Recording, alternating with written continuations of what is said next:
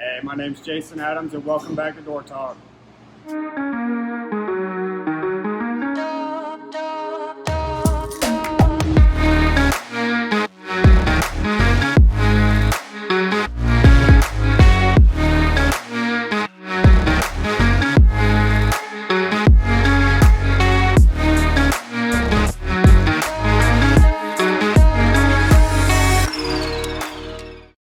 Welcome back to Door Talk. We're in our part 2 of automatic doors and accessories. Thank you for joining us today. Again, we've got Gil Hess from NABCO with us today. Thank you, Gil, for being here. Thank you. And we're going to continue our discussion on different types of automatic doors and also products that NABCO offers. We were talking a little bit a couple days ago about ICU doors. So can you tell us what is an ICU door? Well, typically an ICU door is a manual door. It got its name because of intensive care units in hospitals. That's where it started out. They wanted a door that they could get personnel and equipment into in a room when there was a code situation in a room. And swing doors just didn't meet the requirements. So what happened is years ago, the automatic door industry took its automatic sliding doors and made them manual operated, no automation whatsoever. And that was the start of the ICU doors, a door that could be slid open or slid closed. It would give the privacy being closed. It also contained some germs, so you did have some atmospheric conditions being held in the room when the door is closed. But it also gave the capability of a sliding door that would revert to a breakaway or a swing door and could be fully opened to give twice the opening in an emergency situation to get crash carts, maybe x-ray machines, extra personnel, or even to get the bed in and out of the room way if there was a situation where they need to remove the patient from the room. So that was the start of the ICU door. It's progressed, though, tremendously from what it used to be. ICU doors today don't even look like the old ICU doors. So there's different versions of them as well. The ones that I've seen, I think that at a job site before, pretty much the whole ICU door was the outside wall. And so what they were potentially able to do is pretty much that entire wall be able to open it up into an opening to, like you said, move materials in and be able to help and be able to get bigger equipment in there that normally if you just had a regular swing door or even a sliding glass door, you wouldn't be able to get that in and out. Absolutely. In fact, in today's world with ICU doors, the primary ICU door is now a trackless door. There is nothing on the floor except at the pivot point. So when the door is fully slid open, then the door and the stationary panel can be broken away and you have a clean, smooth floor. So you're not jarring the patient or you're not jarring anybody or any material coming into the room, machinery. And there's no trip hazard like there was in the past. You either had a recess of track into the floor or surface mount of floor track, which became a trip hazard. So today's are trackless, and now we're going into different ratings on doors. So there's a whole variety of ICU doors today. And now in NABCO has a very wide variety of ICU doors available. We do. Yes, we do. We have the sliding ICU doors. We have a folding ICU, which is a folding manual door. And we have a hybrid swing door and a hybrid swing fold ICU door. Also, the doors can be glazed with various materials. A lot of hospitals now are concerned about privacy in the rooms. So they're actually using an insulated glass unit with blinds between the two layers of glass, and they can be incorporated into our packages as well. Wow, so pretty much NABCO's able to do a lot of different custom solutions. Oh yeah, we've got if you need smoke rating, UL smoke rating, we have sliding door packages with the ICU sliding door packages with the UL smoke rating on it. Self-closing doors, automatic or not automatic door, but a hold open door to where if you slide it open, that it actually has a magnetic hold open device so that you don't accidentally, or somebody can't accidentally slide the door, or if they slam it open, it'll catch on this device to hold the door open so it doesn't bounce back and take up part of the opening. And we also have a version that is not widely known, but we do have a low profile automatic sliding door that can be used in an isolation room area where they need a touch-free door. They can actually have that door open and close with the use of a touchless switch. Wow. We'll have to check that one out for sure. I didn't even know y'all had that. That's awesome to know. We don't advertise it, but it is available. Wow. And so you were talking a little bit and going into that segue of sliding doors. So NABCO is not just a swing door and ICU door company for automatic operators. They are also a sliding glass door, high energy, low energy. They have those as well. So if you want to go into those. Yeah, with the sliding doors today, and of course, you being in Florida, you have to be concerned with the hurricanes. We have the strongest, or I should say the highest rating on the hurricane standards. We have an H105 sliding door that can withstand 105 PSI. Wow. We also have an H60 for the lower areas, more inland areas.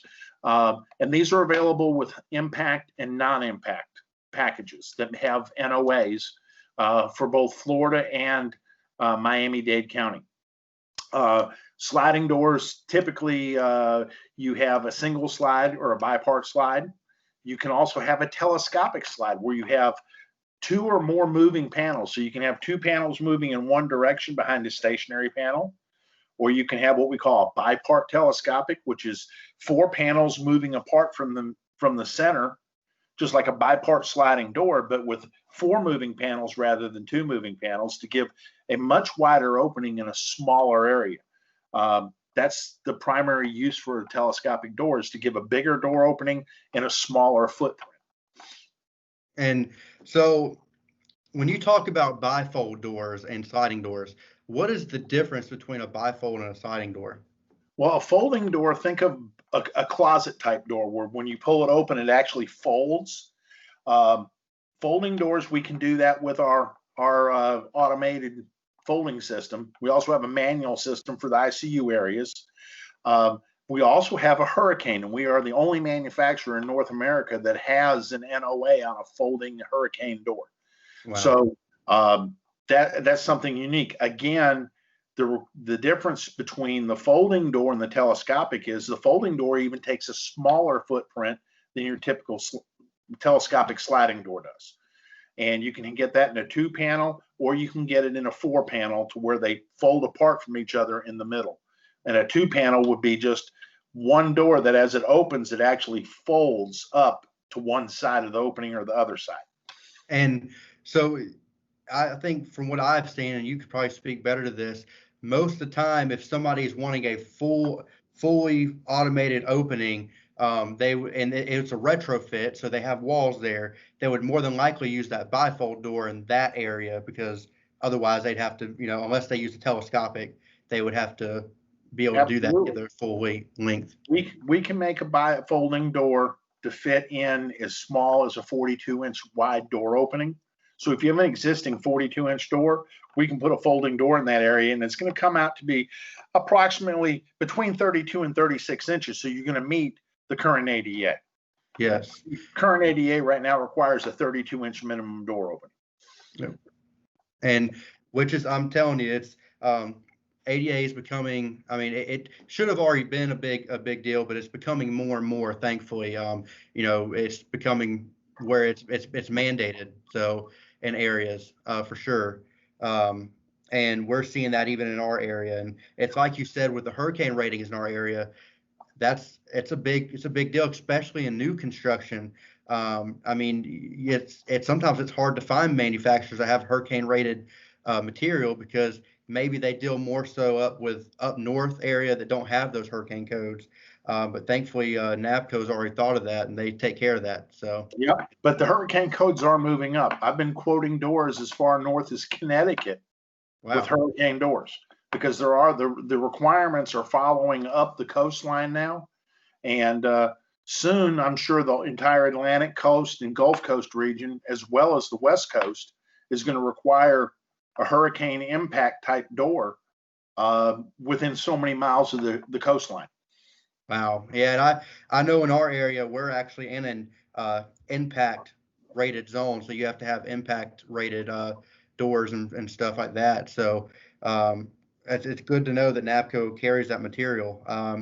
So NABCO has swing doors, ICU doors, and sliding door operators. And is there anything else that I'm missing that NABCO offers out there? Well, we here in the United States, we have a manual convenience window, like a drive-up window. Oh, wow. The manual version of it. It's not automated. It's strictly a manual unit. So yes, we do have the manual drive-up windows. We have a single or a bipart type opening, and they are typically a sliding type door. And it will have a deadlock just like a normal storefront door. The advantage to us over your typical drive-up window manufacturer is the fact that our material is made with the same material our doors are made with. Wow. So we're using the same thickness material as we use for our pedestrian doors. So you're not getting a thinned up material just because it's a window. So you're getting a more stable, a more robust, and a more secure opening for your drive-up windows. Wow. Well, and everything that Gil's talking about today, like I said, we're gonna have a link down below to NABCO's website, and I'm sure you can find more information about all these products on there. And so let's talk about AAADM if we can. Okay. You are an AAADM certified inspector, trainer. You said you've been through with AAADM since the inception. Yes. So I'm going to let you discuss what AAADM is and how long it's been around. And well, AAADM's been around since the 80s. It is the acronym AAADM came from the actual name, which is the American Association of Automatic Door Manufacturers. Long name for a short title.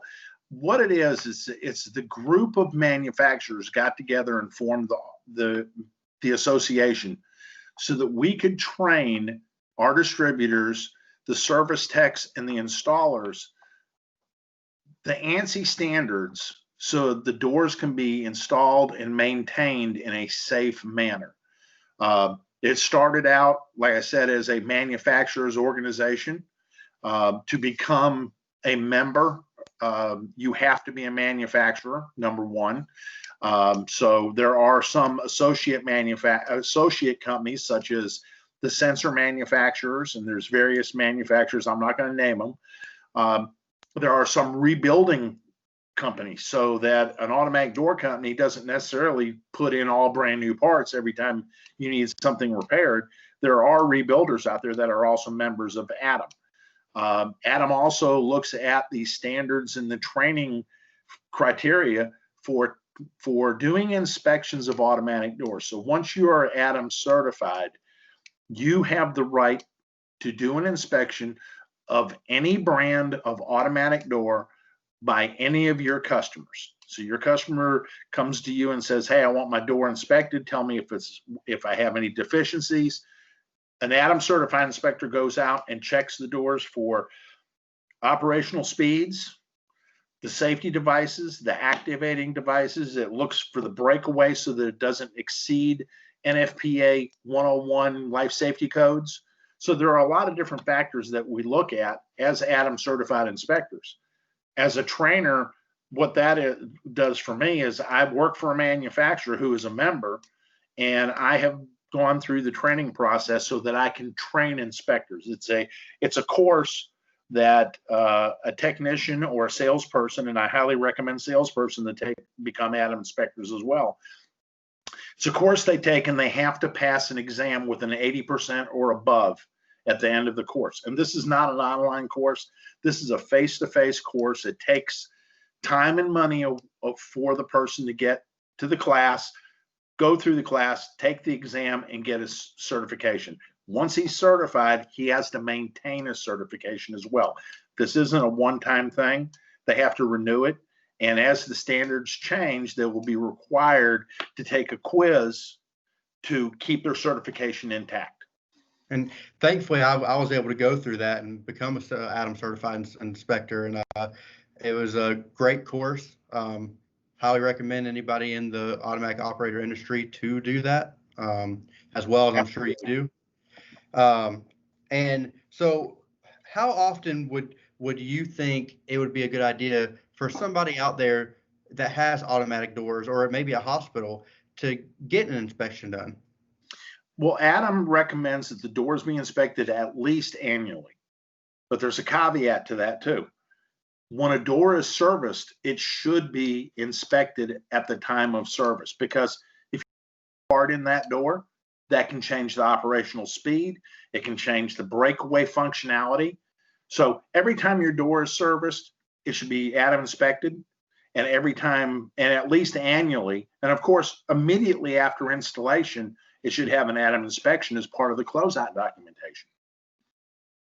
And and I think a big misconception is people think when they hear Adam, they automatically think ADA, and they put them in the same category. And I want you to talk about that. Well, first of all, ADA is an actual law. The Americans with Disability Act is a federal law. It can be, you can get into legal battles over the ADA all day long. If you don't comply with ADA, you're not complying with your local code officials. Adam is a suggested inspection. We have been lucky enough that the government doesn't mandate automatic door inspections, because our industry has been self-governing through Adam. By being Adam members and having Adam certified technicians, and distributors such as Warren Door having Adam certified inspectors on staff, we've been able to self-govern ourselves. So we've been lucky in that aspect. We're not like the elevator industry or some other industries where everybody has to be licensed with that particular trade, and they have to go through a governmental inspection process. We inspect ourselves. So, and we oversee ourselves. And part of becoming an Adam inspector is you have to have been in the industry for a certain period of time, working full time, not just every now and then, or you have to have gone through a manufacturer's certified training course. So, which NABCO offers. We offer to our distributors a journeyman type course where you can go through the sections of the course, and when you complete everything, you'll be considered a journeyman, and then you'll be qualified to take the Adam course. So what you're saying is not anybody can get the Adam certification, which is a good thing. Right. It's designed only. In fact, number one, you have to be in the automatic door business. You cannot become Adam certified if you're a facilities management person or an engineer at a hospital or something like that. You can take the course, but you can only audit it. You will not be certified to do inspections, number one. Number two, anybody that works in the automatic door industry full-time can become an Adam certified inspector. We don't certify technicians or installers. The only certification we offer is an Adam certification for inspectors, so that you go out and inspect the doors. You don't install the doors. That's a misnomer that a lot of people have had in the industry, in the construction industry and in the architectural industry, is that the installers are actually certified. The installers are certified by the manufacturer. Adam only certifies inspectors.